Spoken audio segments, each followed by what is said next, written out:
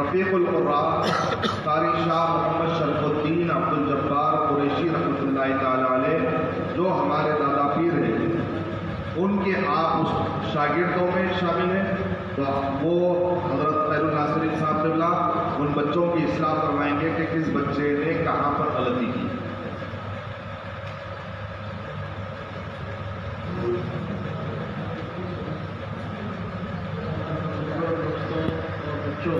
السلام علیکم ورحمۃ اللہ وبرکاتہ۔ ابھی آج کے مقابلے میں پورے مدرسوں سے ملا کے 36 طلباء نے اس میں حصہ لیا ہے۔ الحمدللہ ایک اچھی علامت ہے کہ ہم کو قرآن پڑھنے کی طرف توجہ ہے، نہ صرف اردو میڈیم اسکول بلکہ وزڈم اسکول، ٹیکوین ہائی اسکول ایسے مدرسوں سے بھی بچوں نے شرکت کی ہے۔ یہ بہت ہمت افزائی والی بات ہے، اس کو آگے بڑھانا چاہیے۔ اور اس دوران کیونکہ میں ابھی محمد عبد الجبار قریشی صاحب رحمۃ اللہ علیہ جن کی شاگرد جن کا میں شاگرد ہوں، وہ ورنگل میں ایک کائنہ چشتی تھے، قاری سبع عشرہ تھے، 7 اور 10 سطر کے قرأت پڑھ سکتے تھے۔ قرأت صرف ایک ہی تجوید علامہ ہمارے حفظ امام حفظ کی روایت سے ہم پڑھتے ہیں، جو 90% قرآن شریف پڑھا جاتا ہے۔ امام حفظ رضی اللہ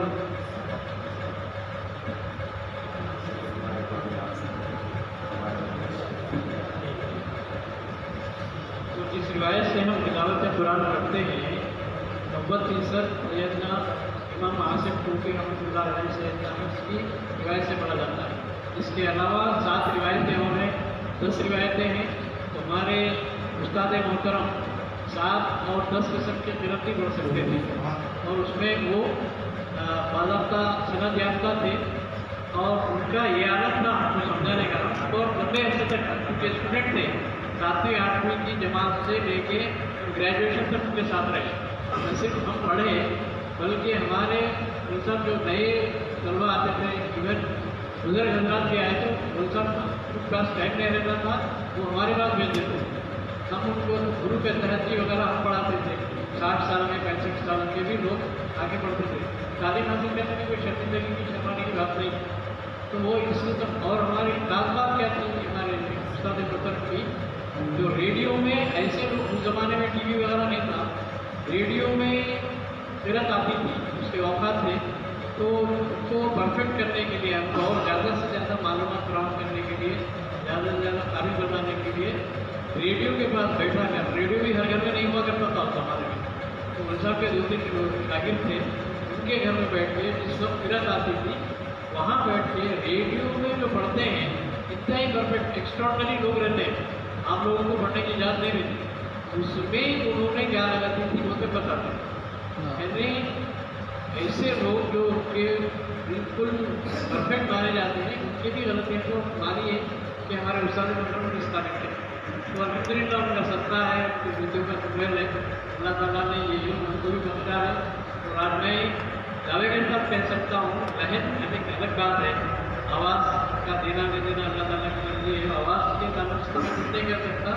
جہاں تک تجوید اور مخارج کا سوال ہے، الحمدللہ اگر میں کچھ پڑھوں تو ان 2 فیلڈ میں کوئی غلطی نہیں ہو سکتی۔ تو ابھی میں نے جو بچوں کا امتحان کیا وہ سنا ہوں، اس میں جو موٹی موٹی غلطیاں ہیں، چھوٹی باری غلطیوں کو تو نظر انداز کیا جاتا ہے۔ غلطیاں 2 قسم کی ہوتی ہیں، لہنے جلی، لہنے خفی۔ لہنے جلی ایسی غلطی ہے جس سے قرآن کے معنی بدل جاتے ہیں، تو وہ مخارج میں ہوتی ہے، اور وقت کی غلطی سے معنی بدل جاتے ہیں۔ جیسے روکو مت، یہ وقت کی غلطی کی ایک مثال جو عام طور پہ کہی جاتی ہے، روکو مت آنے دو، جملہ ایک ہی ہے، روکو مت آنے دو ایک جملہ ہے، اگر اس کو وقت غلط کیا جائے، روکو مت آنے دو، تو رکنے کی ہدایت ہے، آنے کی، اگر اس کو روکو مت پھر رک کر آپ آنے دو، تو بالکل مطلب الٹا ہو گیا۔ جو ہمارا منشا ہے وہ تو ہم کو چونکہ عربی کا نہیں ہے، مطلب نہیں سمجھتے، تو اوقاف کے جو، اور حضرت علی رضی اللہ تعالیٰ سے کہا، پوچھا گیا کہ تجوید کیا ہے، تو سمپل اس کا ڈیفینیشن دیا، التجوید मैंने उसका मैं बोल रहा हूँ मखारिज की हिफाजत, तजवीज़ हिफ्ज़ुल मखारिज की सही अदाई और वक्त के सही जगह पे वक्त करना, ये दोनों चीज़ें अगर किसी को आ गई, सही मखरज यानी जो हर्फ जहाँ से निकलना है, मखरज क्या है, उसकी अदाई, हर्फ की अदाई सही होना, तो वो अगर हो गया और सही वक्त कर दिया तो आपको तजवीज़ आ गई। इन दो चीज़ों में अक्सर गलतियाँ होती हैं। अभी मैंने जो तजवीज़ में अभी जो देखा है, वज़्ज़ुहा वाव का बहुत से बच्चों ने सही मखरज अदा नहीं किया।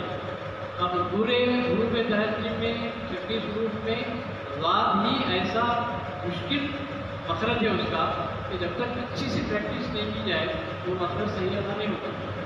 वाव, बात लोग दाल पढ़े, वद्दुहा पढ़ लिए, वद्दुहा नहीं है, वद्दुहा है। वाव के लिए प्रैक्टिस करने की ज़रूरत है। और बहुत से बच्चे या तो उड़ना नहीं किए या उड़ने में इससे ज़्यादा लंबाई की, एक अलिफ की लंबाई देना है उड़ने में, एक अलिफ की लंबाई देना, उसको 2-3 अरब तक बहुत ज़्यादा लंबा कर दिया, वो भी गलत है।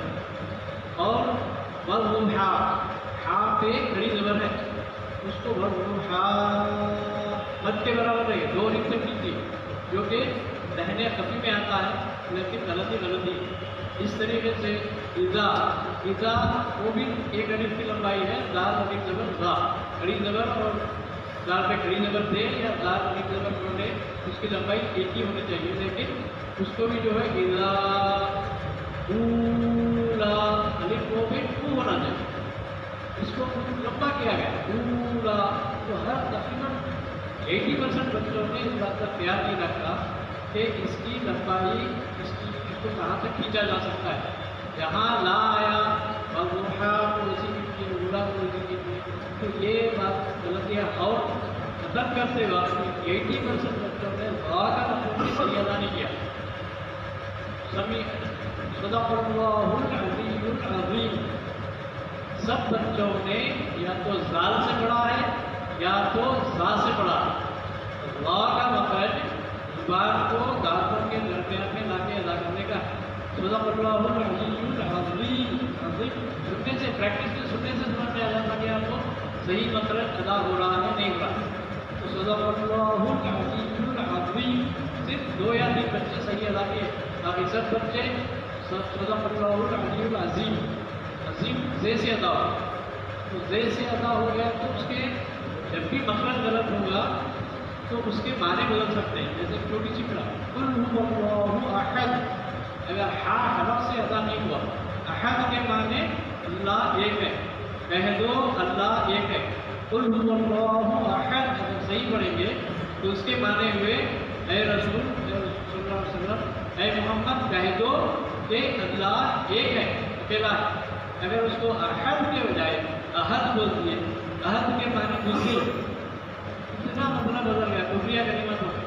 अहद अगर बोल दिया तो अहद के माने बुज़दिल, ऐ मोहम्मद कह दो कि अल्लाह बुज़दिल है, तो कुफरिया कलाम हो गया। तो ये अनजाने में बगैर हमारे के दिल में आएंगे ऐसी गलतियाँ कुरान पढ़ते हुए हो जाती है, इससे बचना ज़रूरी है। इसलिए कुरान पढ़ना इतना ज़रूरी है, उससे ज़्यादा तजवीज़ का हासिल करना ज़रूरी है। इसीलिए एक हदीस शरीफ में आया है कि लोग कुरान पढ़ते हैं लेकिन कुरान उन पर लानत भेजता है, कुरान उन पर लानत भेजता है, इसलिए उसके एहतराम नहीं करते, एहतमाम से नहीं पढ़ते और सही अल्फाज अदा नहीं करते, सही जगह वक्त नहीं करते। तो बच्चों से खासतौर से बचपन में जो चीज़ें अजबर हो जाती हैं, बचपन में जो चीज़ें सीखते हैं वो मरने तक नहीं भूलते। दरमियान में जो चीज़ें सीखते हैं बड़ी उम्र में 30-40 साल की 50 साल की उम्र में उसके भूलने के चांसेस रहते हैं। इन उम्रों में, कच्ची उम्रों में जो सीखते हैं बुनियादी तालीम जिसको कहा जाता है, अब ये उम्र में जो सीखते हैं ताहयात उन चीज़ों को नहीं भूलते। तो सब बच्चों से मेरी गुजारिश है कि आप इनके हमारे जब्बार साहब की किताब है असासुत तजवीज़, अगर हिस्से अव्वल भी अगर पढ़ लिया, उनके बंदन के पास है, हिस्से अव्वल भी पढ़ लिए तो आप उनके 4 किताबें, हिस्से अव्वल, हिस्से 2, हिस्से 4, वो तो बारीकियाँ हैं उसमें। हिस्से अव्वल हर बच्चे के पास होना चाहिए, आसान ज़ुबान में इस तरीके से समझाया है कि कोई भी बच्चा थोड़ी बहुत दूर जाने वाला کو سمجھ کے عمل کر سکتا. لہنے جدید مطلب بڑی غلطی جس سے قرآن کے معنی بدل سکتے ہیں، کفریہ کلمات خدا ہو سکتے ہیں. اس سے بچ کر پڑھنا تو بہت ضروری ہے. اس کے لیے میں ہمارے سید جاوید صاحب سے درخواست کرتا ہوں کہ اتنا اہتمام کیا ہے تو ہمارے عبدالستار قریشی کے پاس کتابیں ایک کتاب ایک بچوں کو جو کہ اساس و تدبیر کی پتلی کتاب ہے 12-15 صفحے کی، لیکن اس میں پورے صحیح پڑھنے گھر بھی صحیح پڑھنے کی پوری مواد اس میں موجود ہے. آپ سبھی سے بچوں سے گزارش ہے، بڑوں سے بھی گزارش ہے کہ اس طرف توجہ دیں، اپنے بچوں کو تجوید کی طرف تجوید سے پڑھنا سکھائیں. خود بھی اگر نہیں سیکھے ہیں تو وہ علم سیکھنے کے لیے کوئی عمر نہیں ہوگی تو بھی سیکھ سکتے ہیں. بس ان سے پہلے میں جواب چاہتا ہوں. شکریہ. جزاک اللہ خیر. انشاءاللہ یہ تو پہلی مرتبہ مقابلوں کا انعقاد عمل میں لایا گیا ہے. انشاءاللہ اللہ کا کرم اور ان بزرگوں کی دعائیں ساتھ رہی تو ہم اس مشن کو آگے بڑھائیں گے انشاءاللہ. تو آپ بچے جو پہلی مرتبہ آئے ہیں آپ لوگوں کو بھی جو ہے نا مشق نہیں کروائی گئی یا پھر آپ لوگوں کو وقت نہیں ملا مشق کرنے کے لیے، تو انشاءاللہ آئندہ سال آپ لوگ ان مقابلوں میں فاتح ہوں گے انشاءاللہ. اور ہمارے سلسلے کی طرف سے ہم ایک اہتمام اس سال کرنے والے تھے، لیکن وقت کی نزاکت تھی کہ ہم کو کوئی جید قاری ہونا مشق قاری فراہم نہیں ہو سکے، اس وجہ سے ہم بچوں کے لیے پہلے ٹریننگ کا اہتمام نہیں کر پائے. انشاءاللہ آئندہ سال کے لیے ہم حیدرآباد سے کسی جید قاری کو لائیں گے اور ان کے ذریعے آپ لوگوں کو لہن شامی، لہن عربی اور لہن حجازی میں قرأت اور اذان کی جو ہے نا تربیت کا اہتمام کریں گے انشاءاللہ. تو یہ تو پہلی مرتبہ تھا. انشاءاللہ آپ لوگ اس میں مشق کرتے رہیے. اگلے سال آپ لوگ اعلیٰ سے اعلیٰ نمبر حاصل کریں گے. میں مولانا نصیر الدین ناصری صاحب سے گزارش کرتا ہوں کہ وہ دعائیہ کلمات سے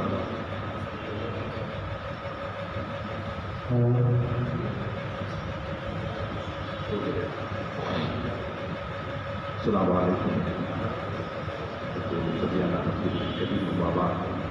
اعوذ باللہ من الشیطان الرجیم. بسم اللہ الرحمن الرحیم. وَإِذَا قُرِئَ الْقُرْآنُ فَاسْتَمِعُوا لَهُ وَأَنصِتُوا لَعَلَّكُمْ تُرْحَمُونَ. صدق اللہ مولانا العظیم. قال النبی صلی اللہ علیہ وسلم رب قاری یقرأ القرآن والقرآن یلعنہ کما قال النبی صلی اللہ علیہ وسلم. محترم حضرات علماء کرام اور قرآ حضرات کا اس پر تشریف فرما مہمانان نظام، مدارس کے عزیز اور طلباء،